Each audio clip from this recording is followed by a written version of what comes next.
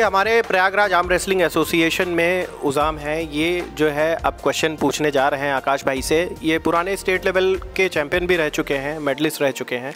तो उज़ाम जो है टेक्निकल क्वेश्चंस हैं जो कि आर्म रेसलिंग से रिलेटेड हैं, तो ये पूछेंगे और आकाश भाई आंसर करेंगे। आकाश भाई, हमको ये पूछना था कि जैसे मेरे अभी हाथ में 5 महीने से इंजरी हुई है हुक वाली, इसका थोड़ा मतलब बताइए। जैसे आपने बताया आपके भी हुई थी ये और अभी भी चल रही है, इस बारे में पहले तो ये बताइए ये इंजरी हुई कैसे?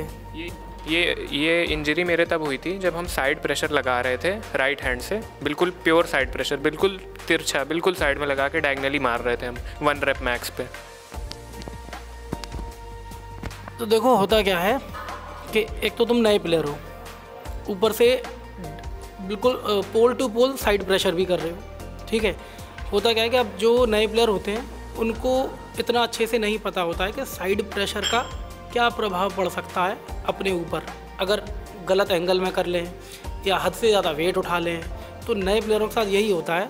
जैसे अभी तुम एक नए प्लेयर हो, तुमने साइड प्रेशर किया, वो भी पोल टू पोल, जो कि होता ही बहुत रिस्की है। वो एक्सरसाइज होती ही ऐसी है कि उसे जब आप करोगे तो उसका पूरा प्रेशर हमारे इस एल्बो वाले पार्ट पर ही रहता है, इसी पार्ट पर रहता है, ठीक है। अब तुम्हारी मसल अभी डेवलप ही नहीं हुई है, जो एक आर्म रेसलर की मसल डेवलप होनी चाहिए जिस लेवल पर, वो भी डेवलप हो ही नहीं पाई हैं। उससे पहले तुमने साइड प्रेशर मारा, वो भी हैवी वेट मारा, या 1 रेप मैक्स ट्राई किया अपना कि 1 रेप चेक करके देखो मुझ में कितनी स्ट्रेंथ है।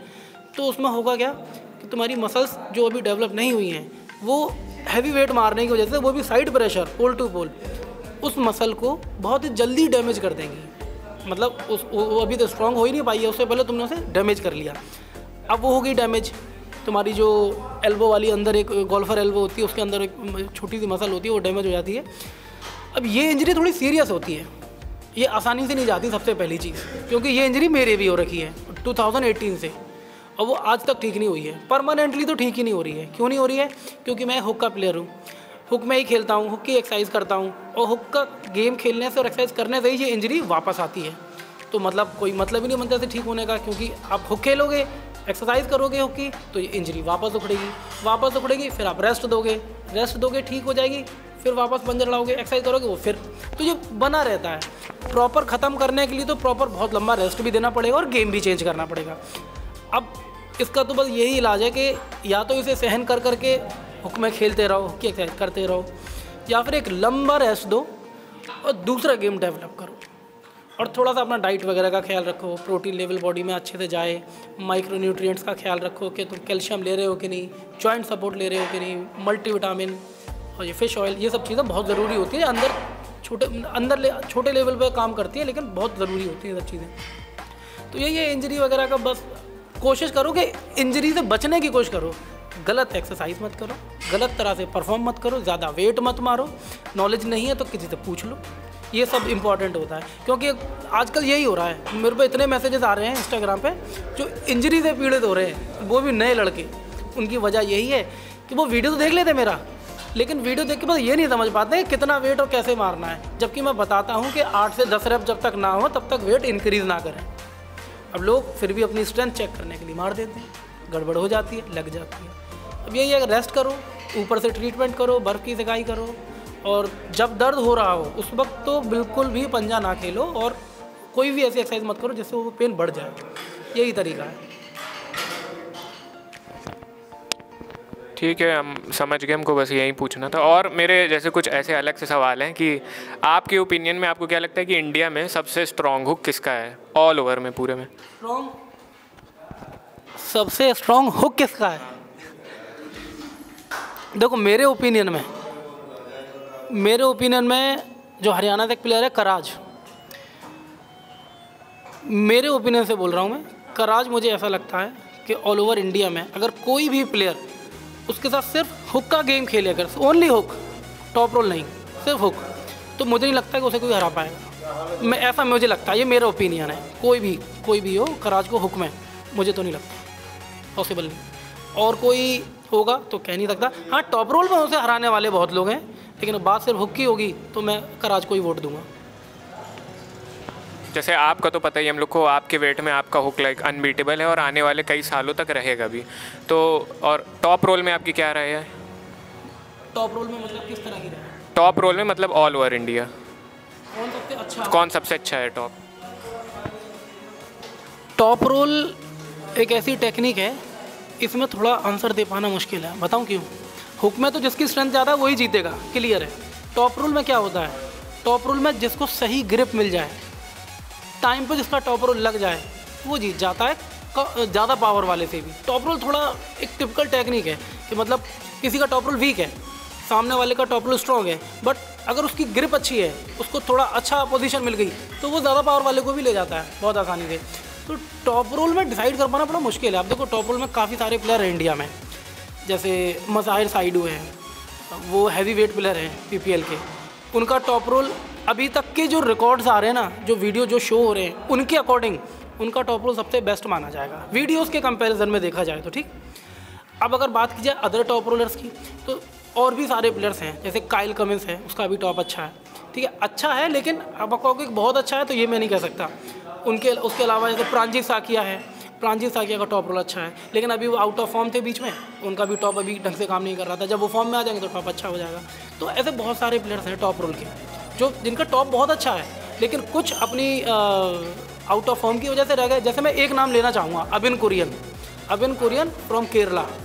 वो एक अकेले लौता इंसान ऐसा है जिसे मैं कह सकता हूँ कि अगर वो आउट ऑफ फॉर्म नहीं जाते, कंटिन्यू होते, तो वो आज भी 80 किलो वेट में रह के शायद कोई उनका टॉप रोल हिला नहीं पाता। वो इतने खतरनाक इंसान थे, और ये सब पूरा इंडिया के किसी भी आमने सर से पूछ लेना, ये कोई मेरी बात को डिनाई नहीं करेगा, सब मानेंगे इस चीज़ को। क्योंकि अबिन कुरियन ने जो काम किया है ना अपने रहते 70 kg में रह के इंडिया का COC, वो भी नेशनल लेवल पर, ये काम अभी तक किसी ने नहीं किया। हाँ आकाश भाई, ये आपसे एक चीज़ पूछना था। जैसे आप हुक के स्पेशलिस्ट हैं, तो आपके हिसाब से जैसे कि हुक की सबसे अच्छी, सबसे इनिशियल डीप हुक में जाके एक्सरसाइज कैसी होती है? मतलब हुक में अगर स्ट्रेंथ बढ़ानी है किसी को भी, नए प्लेयर को, तो सबसे बेस्ट एक्सरसाइज आपकी क्या होगी? देखो बेस्ट कोई एक तो नहीं है, क्योंकि तुमने जो सवाल पूछा ना उसमें 2-3 चीज़ें आ गई। हुक में कर्ल, हुक में एंगल, ये सब चीज़ आ गई। तो अच्छा हुक बनाने के लिए अच्छी फिंगर्स होनी चाहिए, अच्छी रिस्ट होनी चाहिए, सबसे पहली इंपॉर्टेंट चीज़। रिस्ट और फिंगर में जान नहीं है, हुक लगेगा ही नहीं, सीधी बात। रिस्ट और फिंगर में जाना है, आप हुक लगा पाओगे। उसके बाद आता है अपना जॉइंट। फिर जॉइंट हमारा इतना स्ट्रॉन्ग होना चाहिए वो आसानी से खुले ना, ये चीज़ दूर ना हो बॉडी से, ये स्ट्रॉन्ग होना चाहिए। उसके बाद अपनी पूरी बॉडी आ जाती है कि बॉडी का सपोर्ट हम कितना अच्छा, हमारा बैक, हमारा लेट, हमारा बॉडी से कितना क्लोज अच्छे से कनेक्शन बना पा रही है। तो ये सारी चीज़ें आती हैं। कोई एक बेस्ट एक्सरसाइज हो ही नहीं सकती किसी भी एक्सरसाइज उसकी पार्ट की। मतलब अगर टॉप रोल हो, चाहे हुक हो, चाहे कोई भी टेक्निक हो, उसकी कोई भी एक बेस्ट एक्सरसाइज नहीं होती, कॉम्बिनेशन होता है पूरा। आपको अब आने वाले टाइम में ऐसा क्या लगता है कि अभी कौन सा कोई जूनियर प्लेयर कोई बहुत अच्छा उभर के आने वाला है? या हाँ, जूनियर प्लेयर अभी तो मेरे दिमाग में ऐसा कुछ नहीं है, क्योंकि जूनियर में क्या होता है कि जूनियर में हर साल कोई ना कोई ऐसा आ जाता है, कुछ समझ नहीं आता है। और आने वाले टाइम में कौन हो सकता है, अभी इसका मुझे कोई आइडिया नहीं है। अभी इसका मैं तो नहीं कह सकता कुछ भी।